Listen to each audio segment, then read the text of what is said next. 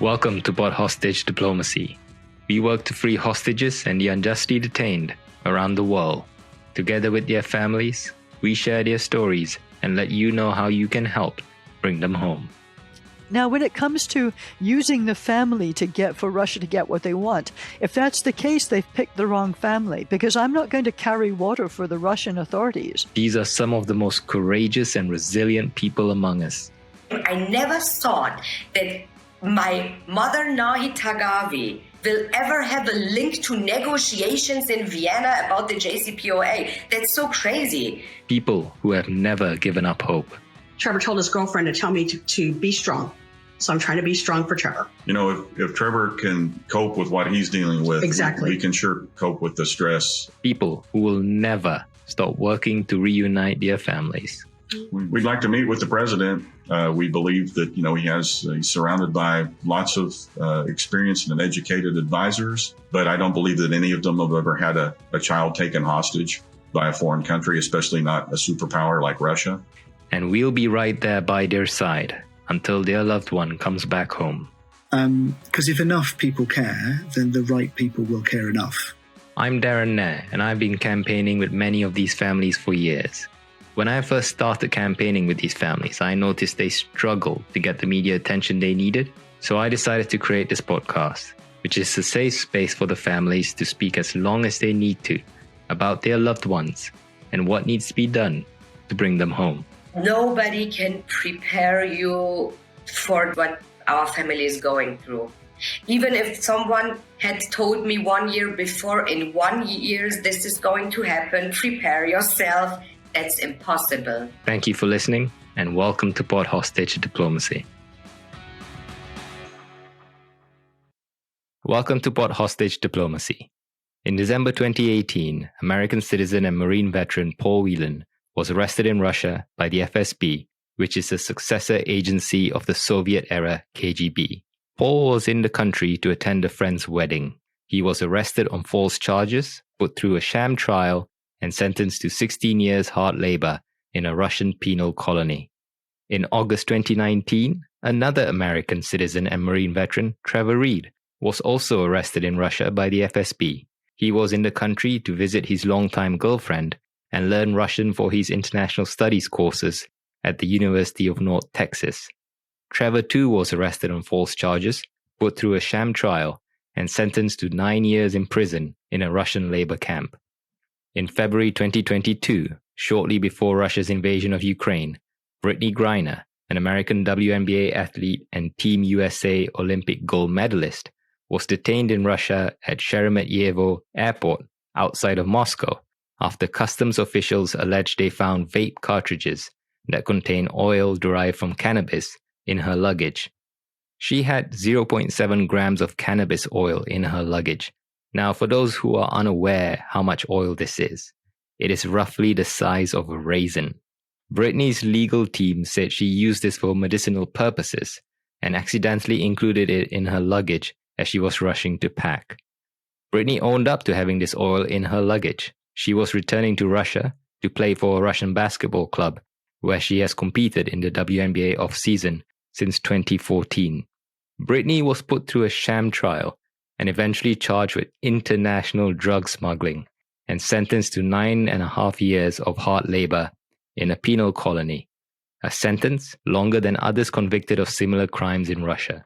The Russians apparently made it clear to the US that they would hold Brittney Griner until they got Russian arms dealer Viktor Bout, who was jailed in the US, freed. Now, if you look at all three of these cases, you'll notice a pattern of state-sponsored hostage-taking, also known as hostage diplomacy. Russia detained these three Americans to use them as bargaining chips to extract concessions from the United States. All three of these Americans were classified as wrongfully detained by the United States government. On 27 April 2022, Trevor Reed was freed in a prisoner swap between the United States and Russia. Trevor was released in exchange for Konstantin Yaroshenko, a Russian drug smuggler who was convicted and halfway through a 20-year prison sentence in the US. On 8 December 2022, Brittney Griner was freed in a prisoner swap between the US and Russia for Russian arms dealer Viktor Bout, who had already served 12 years in prison in the US and was due to be released in 2029. Paul Whelan was left behind both times and remains in a Russian labor camp to this day. We've interviewed Paul Whelan's sister Elizabeth Whelan 5 times on this podcast, more times than anyone else.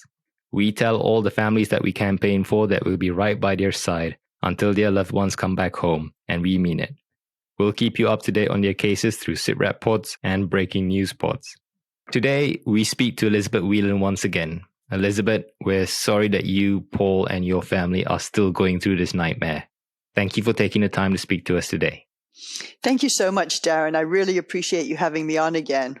Now, as I always say, hostage diplomacy doesn't happen to everyone, but it can happen to anyone.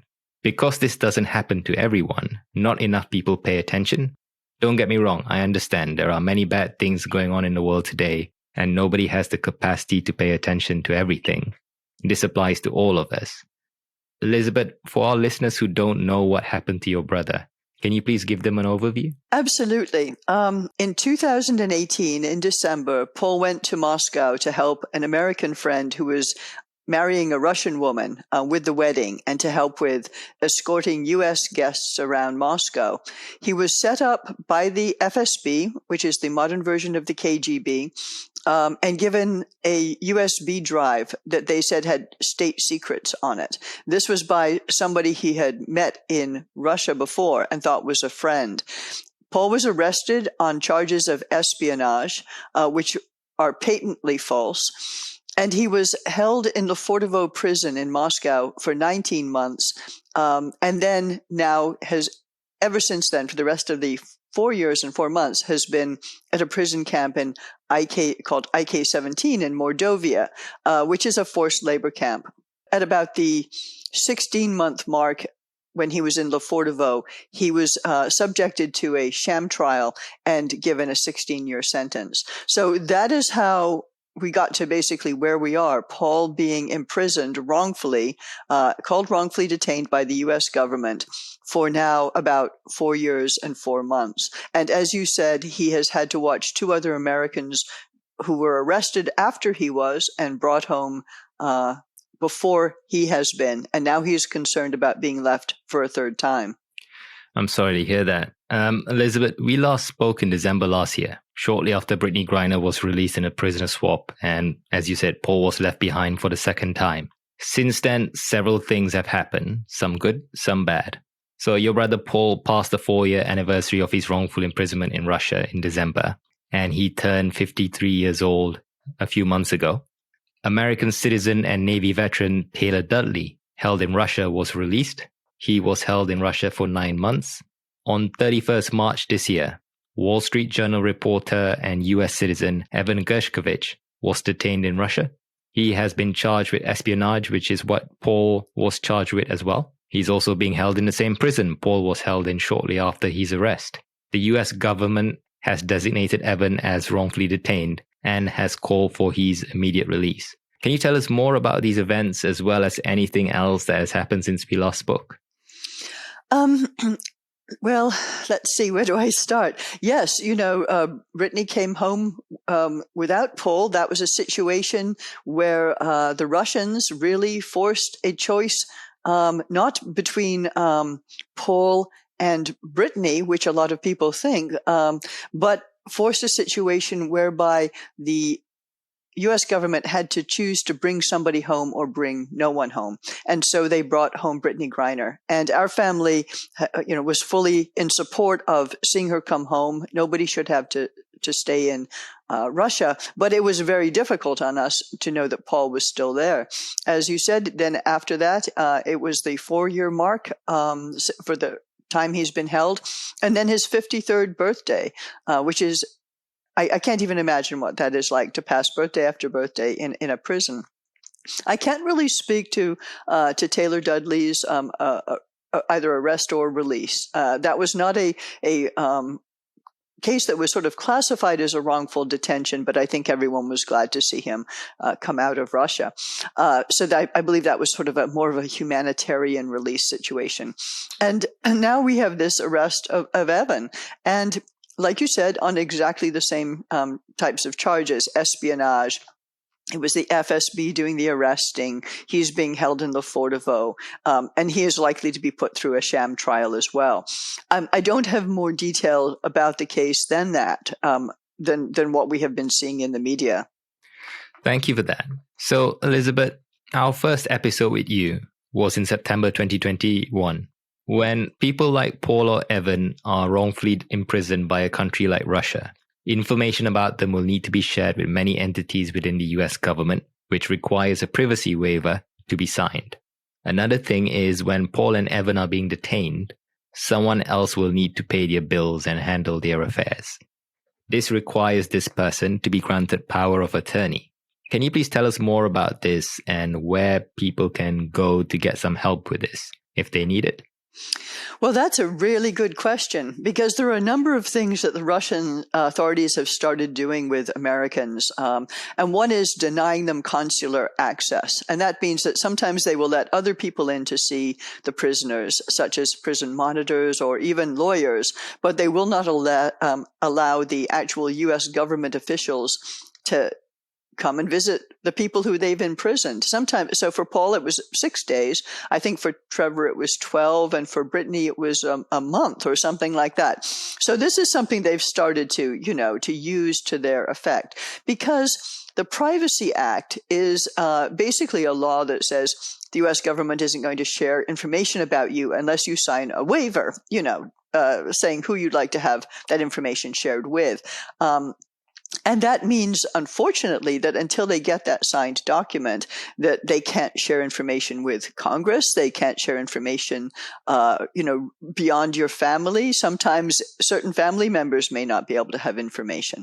So it really does tie the hands of the U.S. government in terms of getting action organized to help out somebody who may possibly be wrongfully detained. Of course, the Russian authorities know that. And then, as you mentioned, the power of attorney. This is another piece of paper. It took us, I think, 6 months to get a power of attorney signed for Paul, so that one of our family members could manage his finances and pay bills and deal with taxes and all of those things. It is very difficult to get both of these pieces of paper signed in prison, because the people who've done the arresting have to let the consular officials have access, have to allow a piece of paper to be passed back and forth and signed. And sometimes they have all sorts of rules and regulations they make up at the last minute to make that not possible. In the meantime, and this has certainly happened before, detainees find that their finances fall apart, their bills are paid late, a family member doesn't have access to the bank account to pay things for them. And so they come home from these ordeals with devastated finances, taxes in arrears, credit card charges, all sorts of things that happen. And so, getting those pieces of paperwork signed, those are important, and the Russians know that and will do what they can to prevent that from happening. As I mentioned earlier, the US State Department has designated both Paul and Evan as wrongfully detained. For those of you unaware of how the US government works to free American citizens held hostage or wrongfully imprisoned abroad, let me give you some background and some details on the process. So there are two types of hostage takers: non-state actors and state actors. Non-state actors consist of terrorist groups and criminal organizations like ISIS, Al-Qaeda, Al-Shabaab, FARC rebels, and Somali pirates. State actors are countries like Iran, Russia, Venezuela, China, Syria, North Korea, and more. 10 years ago, the majority of Americans held captive abroad were held by non-state actors in places like Syria, Yemen, and Somalia. Today, the majority of Americans held hostage abroad are held by state actors like Iran, Venezuela, Russia, China, and Syria. This is based on the publicly known cases. Before 2014, it was totally up to the President of the United States to decide whether or not help was given to American hostages. After the hostage-taking and brutal murder of Americans in Syria in 2014, including freelance journalist James Foley, families of these hostages were appalled at the way the US government handled the situation and felt they were never a priority. President Obama then ordered a review of US hostage policy. This National Counterterrorism Center hostage review culminated in Presidential Policy Directive 30, also known as PPD-30, which was focused on Americans held hostage by non-state actors, but not really on Americans held hostage by state actors. This PPD-30 led to the creation of the following entities within the US government. The Hostage Recovery Fusion Cell, which is a multi-agency team based at FBI headquarters. The Office of the U.S. Special Presidential Envoy for Hostage Affairs, which is responsible for coordinating State Department's family, congressional, and diplomatic engagements. The Hostage Response Group, which provides updates to the National Security Council. These entities, when put together, combined with third parties that work with them, are what we call the hostage enterprise. Now, as I mentioned earlier, PPD-30 only really covered Americans held hostage by non-state actors and not Americans taken hostage by countries. In March 2007, American citizen Robert Levinson, who worked for the FBI and CIA, went missing on the Iranian island of Kish. He was presumed dead a few years ago, and his family was notified that he most likely died in captivity. The Levinson family didn't get the support they needed from the US government, so they worked with other organizations to lobby Congress to create the Robert Levinson Hostage Recovery and Hostage Taking Accountability Act, which enshrined PPD-30 into law and included a list of criteria to determine whether or not an American imprisoned abroad by a state is wrongfully detained. If an American meets this criteria and is designated as wrongfully detained, the US government then works to secure their release. This Levinson Act covers US citizens and lawful permanent residents, and also includes tools for the government to use to punish the hostage takers. Now, here's the list of criteria within Section 2, Subsection A of the Levinson Act, which is used to determine whether or not an American held by another country is wrongfully detained. Number 1, United States officials receive or possess credible information indicating innocence of the detained individual. Number 2, the individual is being detained solely or substantially because he or she is a United States national. Number 3, the individual is being detained solely or substantially to influence United States government policy or to secure economic or political concessions from the United States government. Number 4, the detention appears to be because the individual sought to obtain, exercise, defend, or promote freedom of the press, freedom of religion, or the right to peacefully assemble. Number 5, the individual is being detained in violation of the laws of the detaining country. Number 6, independent non-governmental organizations or journalists have raised legitimate questions about the innocence of the detained individual. Number 7, the United States mission in the country where the individual is being detained has received credible reports that the detention is a pretext for an illegitimate purpose. Number 8, the individual is detained in a country where the Department of State has determined in its annual human rights report that the judicial system is not independent or impartial, is susceptible to corruption, or is incapable of rendering just verdicts. Number 9, the individual is being detained in inhumane conditions. Number 10, due process of law has been sufficiently impaired so as to render the detention arbitrary. And finally, number 11, United States diplomatic engagement is likely necessary to secure the release of the detained individual. Now, that was some background on how the US hostage enterprise was created and what organizations and laws are currently in place. What comes next is even more important, and that is implementation. The Levinson Act requires the Secretary of State to make the determination of who is wrongfully detained based on the criteria I just read out. The Secretary gets input from different stakeholders, including the Office of the U.S. Special Presidential Envoy for Hostage Affairs, the State Department Regional Office, lawyers at the State Department, as well as other groups, and they then try to build a consensus on whether or not an American is wrongfully detained. This information then goes up to the Secretary, who then makes this hard decision or delegates this responsibility to the Deputy Secretary of State. If a person held abroad is designated as wrongfully detained, their case will transfer from Consular Affairs to the Office of the U.S. Special Presidential Envoy for Hostage Affairs, who will then start working to secure their release. Elizabeth, Evan Gershkovich was rightly designated as wrongfully detained by the US State Department within 10 days of being arrested. How long did the US government take to designate your brother Paul as wrongfully detained? It was at least 13 months. But we sort of bridged the implementation or the approval of the Robert Levinson Act. Paul was, as I mentioned, arrested in December of 2018. And I think it was March of 2019 that the Robert Levinson Act was introduced. So we ended up lobbying for it.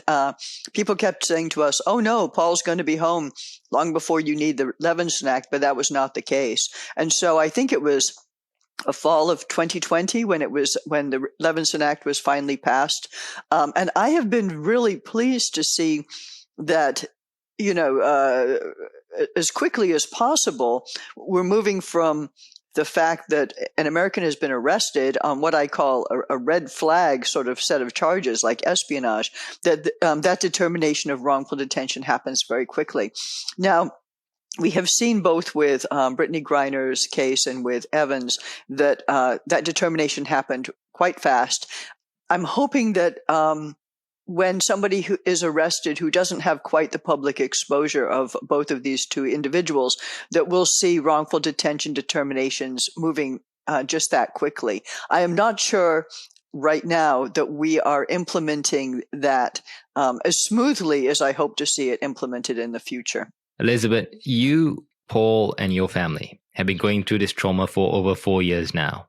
I've spoken to many family members with loved ones held hostage or wrongfully detained abroad. They are going through one of the worst periods of their lives. They've had to put their own lives on hold. Every morning when they wake up, they think about what they need to do today to free their loved one. Every night when they go to bed, they ask themselves, did they do enough to free their loved one? They stop socializing with friends. They feel guilty every time they rest.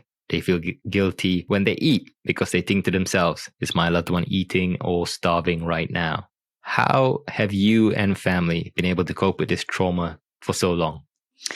Well, we really haven't had a choice, have we? I mean, as long as it goes on, you have to figure out a way to survive. But I have to say it's devastating, and it's been devastating to all of us on different levels. I mean, we're a relatively strong family, and, we feel pretty affectionate towards each other. But now you have to interact with each other almost as a strategic business team.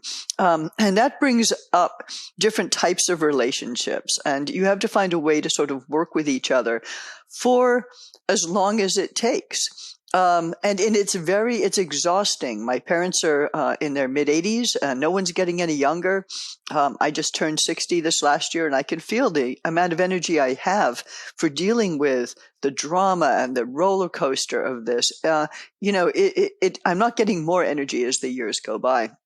And then I think there's always this myth that we're all struggling with, and that is that, of course, a family is going to dig in and do whatever it takes, spend whatever they have. And basically, you end up people deplete their retirement accounts, their savings accounts. I've been to DC 23 times, and actually, because the Senate wanted to pass a piece of legislation. It's been introduced. It hasn't gone to vote yet, specifically around the idea of helping families be paid to, have some resources to go down to DC and get these classified briefings or the information that we need. And also to pay for support for detainees after they come home, post-isolation support. There's a bill for both of those resources going through the Senate at the moment. And in order to help support that, I submitted a spreadsheet basically to the Senate Committee on Foreign Relations and saying, basically this is how much it's cost. And I came up with a figure, and this is a very ballpark figure of what I've spent and lost wages as well over that time of about $97,000. So that's a huge amount of money for somebody who is, like me, independently employed.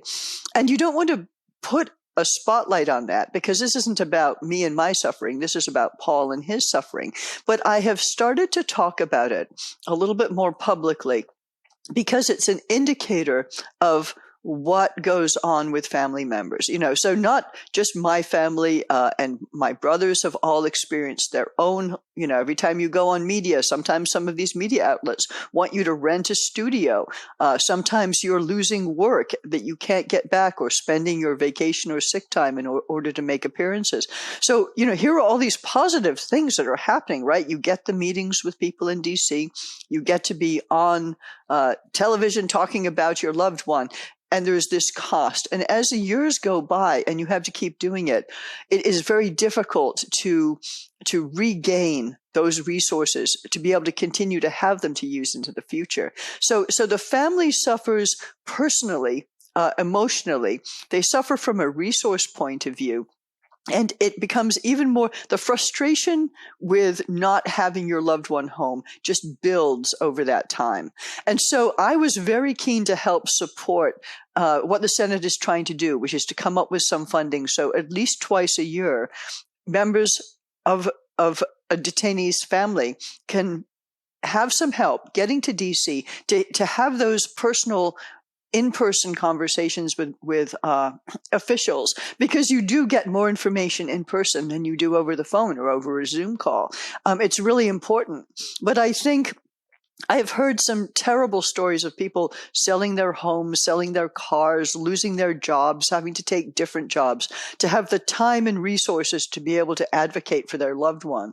And I would hope to see, as we move forward with the Robert Levinson Act, that an understanding of what it actually takes for a family to advocate. And that doesn't even include what you do to support the loved one himself, the detainee. So we have a separate GoFundMe just to help Paul, just to get food and supplies to him.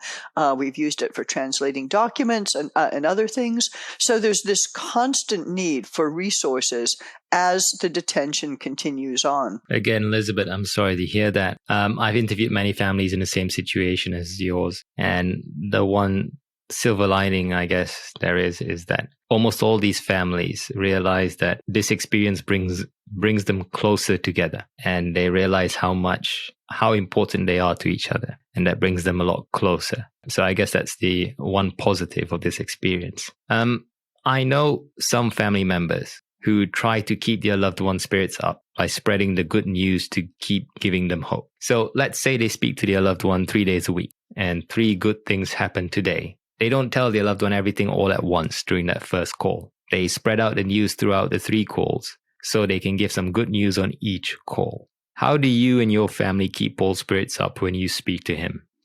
Well, it's my parents who are having the conversations with Paul. The Russians will not allow him to call any number that he wants to, but he can call their landline. He can call the U.S. Embassy, and he's been able to make some other calls over time.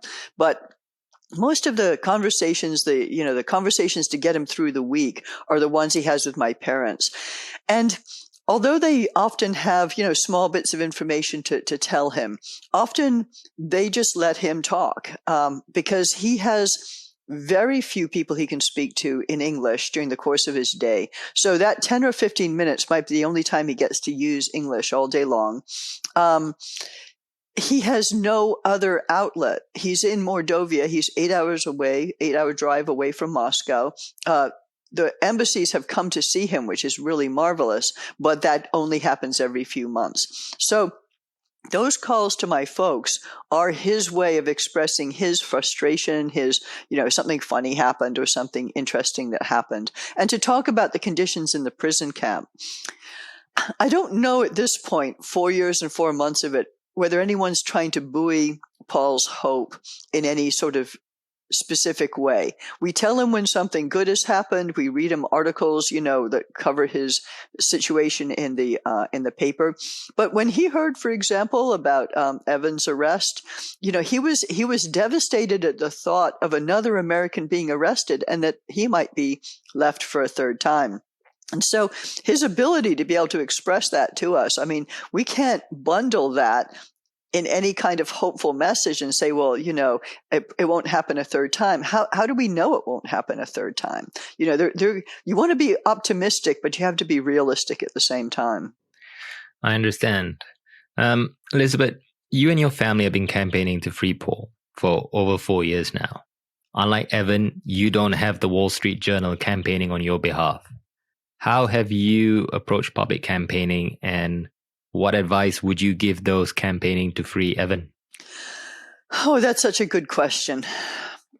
I want to start this part of the conversation off by saying we have no bad feelings against Trevor or Brittany or Evan or any of the resources any of them have or have been able to use. Each family is going to use every tool they have at their disposal to raise awareness around their loved one and to press the U.S. government to get someone home. But it has been pretty crazy to look at the amount of attention that Evan was able to get from not just the Wall Street Journal, from other journalists and media sources right away, deservedly so. But it made us think back to those early weeks and months when Paul was arrested, and we were busy fighting bad faith stories about, was he a spy and why was he there, and victim blaming and everything else, and anything but a positive story or a story that brought attention to the fact that Paul was wrongfully detained and should be out of there. So it's quite a change to see that sort of that effort. And I think when it comes to, giving advice to Evan's family about, how to advocate publicly, they already have that support, the support that most families want. And I think the difficulty comes, and I hope they don't find this out, because I hope there's a way to get Evan and Paul home much sooner than this, but it can be difficult. And I think Brittany Griner's team found this as well, even though she had a lot of celebrity, that if something dramatic is not happening, it is difficult to keep your loved one in the news. If they're not sick, at a hearing, at a trial, or being sentenced. We found that once Paul sort of was disappeared after IK-17, that it became really hard to kind of keep him back in the news. Of course, over time, more and more events have been happening. Paul himself has been able to reach out to media a few times. We continue to do all we can. But it is important to remind both publicly and the U.S. government on a continual basis that your loved one is still wrongfully detained, and not to let the bright, shiny objects of other news or other crises come along to detract. Now, the Russian authorities are the culprits here. Their practice of hostage diplomacy may result in short-term gains, but in the long term, their country will suffer. If foreign nationals continue to be taken hostage in Russia, businesses will stop sending their foreign employees to work in Russia. Academic institutions won't be able to attract foreign researchers and students, and the same goes for the medical and pharmaceutical industry in Russia. I appreciate Russia is already and rightly heavily sanctioned due to their unjust invasion of Ukraine. But if they continue their hostage diplomacy, things will get worse for their economy. Elizabeth, in your opinion, what should the Russian authorities do? Well, they should free Paul and Evan immediately. That's what they should be doing. And I continue to hold the view that because they are continuing with this hostage diplomacy, that it is just showing how extremely weak and chaotic things must be at the Kremlin. This is not the activity of a strong country that knows how to have a civilized conversation with another country. This is terrorism. This is, it's gangster moves. It's not something that a mature nation does, and it certainly doesn't make them look very good on the world stage. I think that when it comes to us trying to deter the Russians from doing this sort of activity, sanctions and that sort of thing, that we have been putting in place are very useful. I imagine that there are Russians who realize themselves that what their authorities are doing is very wrong. But the internal situation is such that they can't speak out about this. I can't imagine that there's any way at this point to put any public pressure from Russia on the Russian authorities to make them release Paul and Evan. And I certainly know from a media point in the West, so much media has been cut out. Independent media sources within Russia have been kicked out. They've been restricted from receiving information. That we no longer try to address the Russian authorities through the media, and sort of demanding them to do the right thing. But really, there is only one right thing to do, and that is to stop hostage diplomacy and to let our people go. So I've been campaigning to free hostages and the unjustly detained around the world for over 7 years now. One of the most important things I've learned about hostage diplomacy is whether you give up a concession to free your citizen held hostage by another country, or you do nothing at all and leave them there, the hostage-taking state will continue to take more of your citizens hostage. Let me give you some Russia-specific examples. Last year, the US freed 2 Americans held in Russia in a prisoner swap, Trevor Reed and Brittany Griner. What the Russians did a few months later was wrongfully imprison another American, Evan Gershkovich. So you can argue here that giving up concessions led to more Americans being taken hostage. This may be true, but then here's another example. In December 2018, the Russians detained Paul Whelan. The US government did not give up any concessions and weren't able to free him. So if giving up concessions incentivizes more hostage taking, then the opposite should also be true. But that's not what happened. In August 2019, the Russians took another American hostage, Trevor Reed. The US government, again, didn't give up any concessions to free Paul or Trevor, so that should mean Russia had no reason to take any more hostages. But they did. In February 2022, they took Brittany Griner. So my point here is this. Whether you give up a concession to free your citizen held hostage by another country, or you do nothing at all and leave them there, the hostage-taking state will continue to take more of your citizens hostage. The only way to stop hostage diplomacy is to punish the individuals responsible within the hostage-taking state and raise awareness of this risk so your citizens stop going to these countries. I also appreciate the predicament the US government is currently in. If they punish the Russians for their hostage diplomacy right now, Paul Whelan and Evan Gershkovich will be made to suffer even more. Also, the US already had a travel advisory in place for Russia, which has a level 4 do not travel to Russia rating. This didn't stop Americans like Brittany Griner from going to Russia. There are some possible solutions here. When it comes to the Americans currently detained in these countries, the US government should use all the leverage it has to bring these Americans home first, and then punish the hostage takers before they take any more hostages.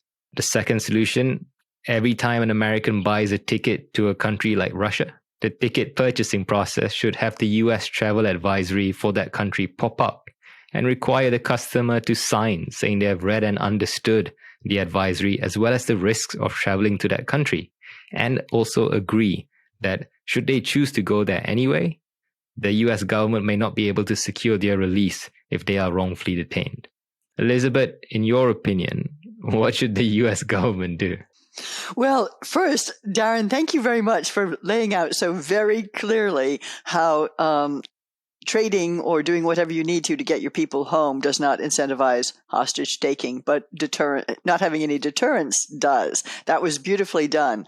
And I love, and I'm sure the State Department would as well, love your idea about having to click on something when you buy a ticket, because it makes no sense to say after the fact, well, I didn't think that would happen to me. You really do. And it is, I don't think most tourists really think about going and checking out what the State Department advisories say. Although we have seen the one for Russia over the years just get, more and more in your face. Right now, it's sort of like neon lights saying, do not go to Russia. If you're there, leave. I mean, they can't state it any more clearly than they are.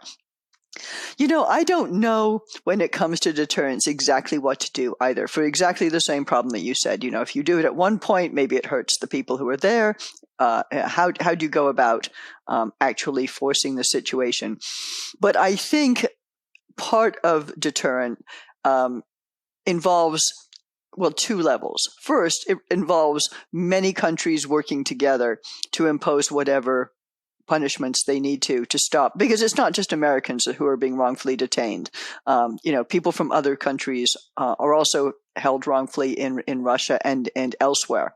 I think the other part, though, is that we tend to look at the U.S. government as they are the only key to to deterrence and to getting people out, and that allows large corporations and businesses to act without any restrictions really on their activities. So a country can do the worst things, can arrest the citizens of that country, but businesses can still operate.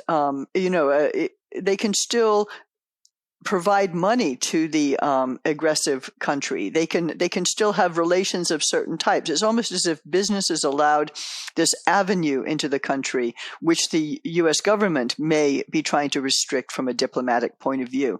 And that undermines efforts to get Americans home. And I would like to see the business community, the large corporations, for example, who have done business in Russia, many of whom have left because of the war on Ukraine, but not all, and some have actually gone back.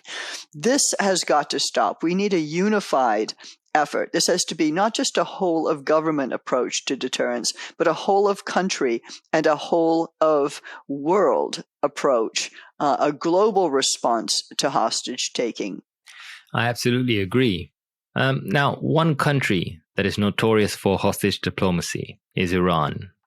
They are currently holding hostage 7 French nationals, including a French-Irish dual national, 2 Germans, 2 Swedes, 3 Austrians, 1 Spanish citizen, and 1 Belgian citizen. And these are just the publicly known cases.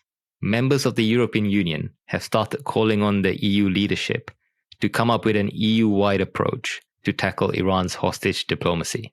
I spoke to a couple people on this, including former US Ambassador Peter Romero and Jose Pereira, an American from Texas who was wrongfully imprisoned in Venezuela for almost 5 years. And they recommend that we come up with a United Nations level approach to tackle hostage diplomacy. US Secretary of State Antony Blinken has apparently suggested that we come up with something similar to the convention banning the use of chemical and biological weapons in war to tackle hostage diplomacy, especially from a deterrence perspective. The Canadian-led declaration against arbitrary detention in state-to-state relations could be a good starting point here, as it names the problem and has 67 signatories, including the US and UK. Elizabeth, what are your thoughts on what the international community should do?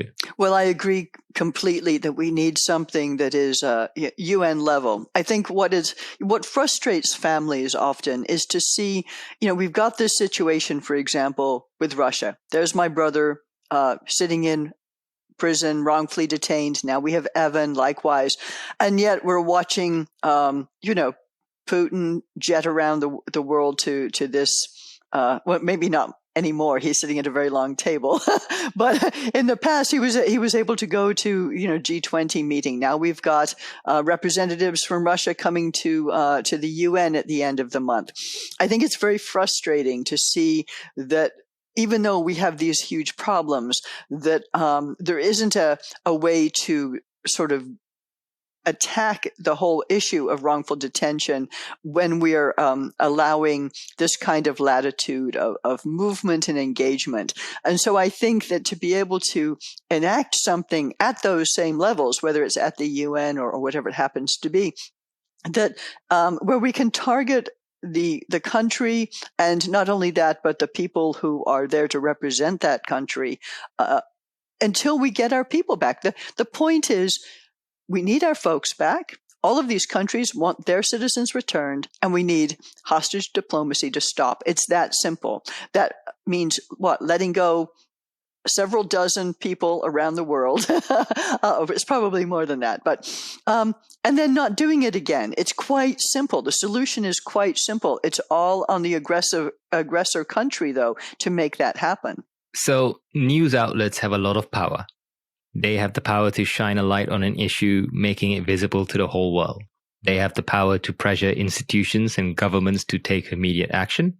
And the case of Evan Gershkovich is a great example. He was designated as wrongfully detained by the US Secretary of State within 10 days of being detained.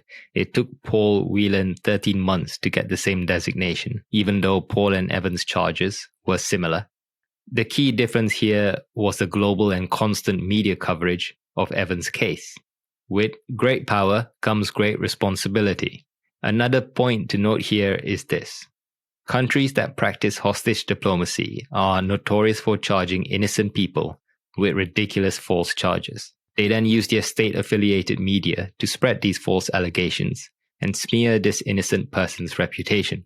International news outlets must understand what the hostage-taking state is doing and not assist these countries in ruining an innocent person's reputation by repeating the hostage-taking state's false accusations. Elizabeth, what do you think journalists and news outlets should do? Well, those are extremely good points.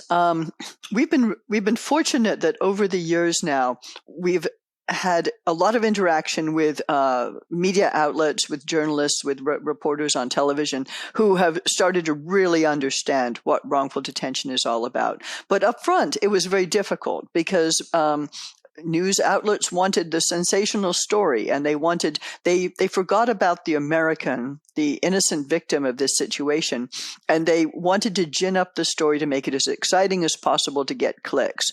That's not responsible journalism. And we have a certain amount of frustration right now with some of the coverage we see when journalists are speaking about Evan as if he was the first person arrested on espionage charges in Russia. And if lucky, Paul gets, a sentence mentioned. We would like to see balanced reporting about what is going on that includes Paul, because the situations that Paul and Evan are going through are very similar.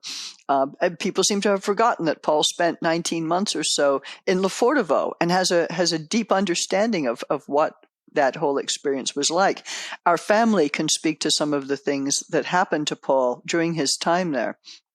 It's frustrating because I do think that some of these journalists have only just woken up to the issue because it's closer to them now. And so they're able to report in a very overwhelming sort of way the number of articles that have suddenly popped out. Now, of course, like I said before, I don't begrudge Evan this because any of us would want it.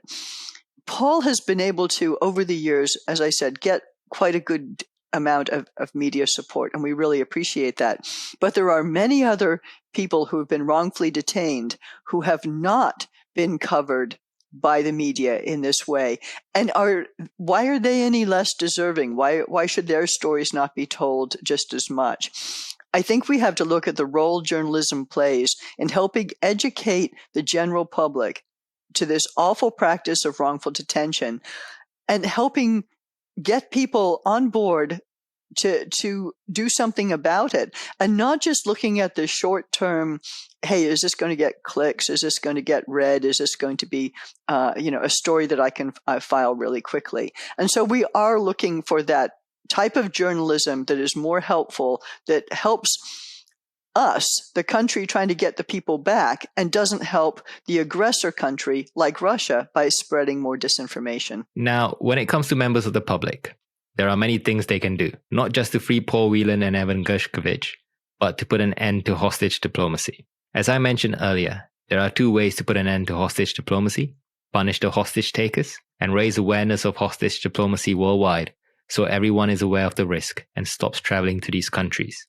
Before making plans to travel to another country, please first read the travel advisory for that country issued by your State Department or Foreign Ministry. Even if you have visited a country many times before without any issues, it doesn't mean you're not going to have any problems the next time you go.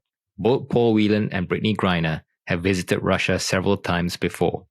I've spoken to former hostages who knew there was a risk of being wrongfully imprisoned, but thought to themselves, if I just mind my own business, stay away from anything political, I'll be fine. Unfortunately, they were wrong. Countries like Iran have arrested foreign and dual nationals who were in the country on holiday as tourists or just visiting family. When countries like the US or UK warn their citizens against traveling to another country, like Iran, Russia, China, Venezuela, North Korea, or Syria, the citizens most likely to push back are dual nationals, individuals who are born in one of these countries. These individuals tend to have family members in these countries and travel there to visit them frequently. I understand their situation. In an ideal world where everyone obeys international law and norms, we should all be able to visit family or travel to another country without being taken hostage or wrongfully detained. Unfortunately, we don't live in an ideal world and frankly never have. It is still a goal we should all be working towards, but it is not the reality we currently live in. American businessman Kai Li from New York went to his country of birth, China, in September 2016 to visit family as they were organizing a memorial to commemorate the 1-year anniversary of his mother's passing. As soon as Kai landed at Pudong International Airport, he was arrested and has been wrongfully imprisoned in China since. There are similar cases with other Americans currently held in Iran and Syria. Please pay attention to travel advisories. Governments don't make these decisions lightly when they tell you not to travel to other countries. Now, Elizabeth, what do you think the public can do to help? Well, I want to underline and highlight everything you just said and how important it is. And perhaps this will help put it in perspective. Prisons overseas, like in Russia, are not like prisons in America. You will not have people able to come and access your loved one. Paul, the food is so bad that we have to supplement his food. And right now that's very difficult to do in Russia. The effect of the sanctions is such that fruit and vegetables and things like that are no longer available to Paul to buy independently at the prison. Communication is going to be cut off because of censorship. It can often take 6 months for a letter to go back and forth. If there isn't somebody who can read English wherever at that particular prison, they won't let the letters go either way. So your loved one is cut off from communication. At Lefortovo, where Paul was held, we were not able to speak to him by phone for 19 months at all. And once again, letters were held up and consular access was restricted. So it's not as if you can just call a lawyer or get out on bail or house arrest or anything of the sort. If a country sees that blue passport and says, hey, we're going to get something for this, they're going to hold you and they're going to make your life as difficult as possible to raise your value so they can get something out of the U.S. It is the job of the U.S. State Department and the National Security Council to start creating an environment whereby when a country sees that blue passport, they are actually concerned and afraid that they had better have arrested an American on the correct charges. Right now, that is not an environment that exists. And if you're going to Russia for any reason whatsoever, you can see how difficult it is for even for the president, for the White House, for the National Security Council, Congress, the State Department, everyone who cares about Paul Whelan, they have still not been able to get him out. So please take that to heart. Elizabeth, what's the best way for our listeners to keep up to date with the Free Paul Whelan campaign? Well, we do have a website, freepaulwhelan.com, and we post the updates there that we send out to media.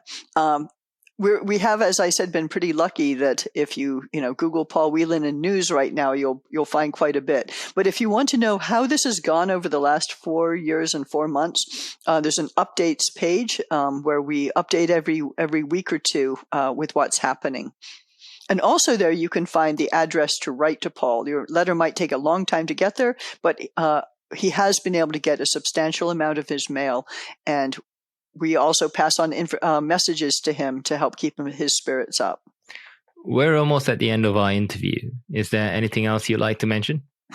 There is one point that I think needs to be made very clearly to the United States government. There's a lot of dissension that we have seen around Brittany Griner's release and now what will be done to get Evan home, concerning the idea that only public pressure is what is needed to be able to get action for your loved one.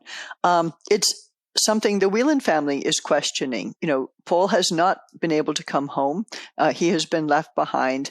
Will the public pressure we now see for Evan also result in his release without Paul's? We are certainly hopeful that the U.S. government realizes at this point that the only correct solution is to bring both of them home. But I would like to urge the United States government to consider what they do and how they cause families to think that public pressure is what is needed. When phone calls are made to certain families and not to others, when attention is given to certain families and not to others, when names are spoken out loud of certain detainees and not others, this creates a great deal of stress and heartache and tension on the part of the families who are all trying equally hard to get their loved ones home. Now, any of us who have received that attention, for example, I never got any phone calls from President Trump or President Biden until I made a fuss when President Biden called and Vice President Harris called Brittany Griner's family. And since then, I've had quite a bit of communication with the White House, and I'm grateful for it, and I'm going to be happy every time I do have that kind of communication. But there are other families who haven't had anywhere near that kind of access.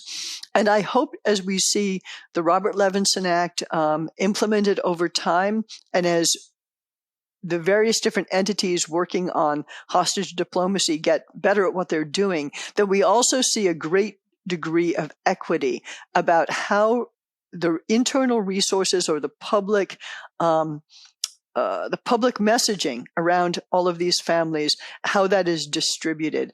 Every one of these detainees deserves the same amount of attention publicly, as well as the same amount of effort behind the scenes. I absolutely agree. Elizabeth, I've said this to you every time we've spoken, and I'll say it again. We'll be right here campaigning by your side until your brother Paul Whelan is back home. We hope that Evan Gershkovich is also freed and reunited with his family too. Thank you for taking the time to speak to us today. Thank you so much, Darren, for all you do for all of us.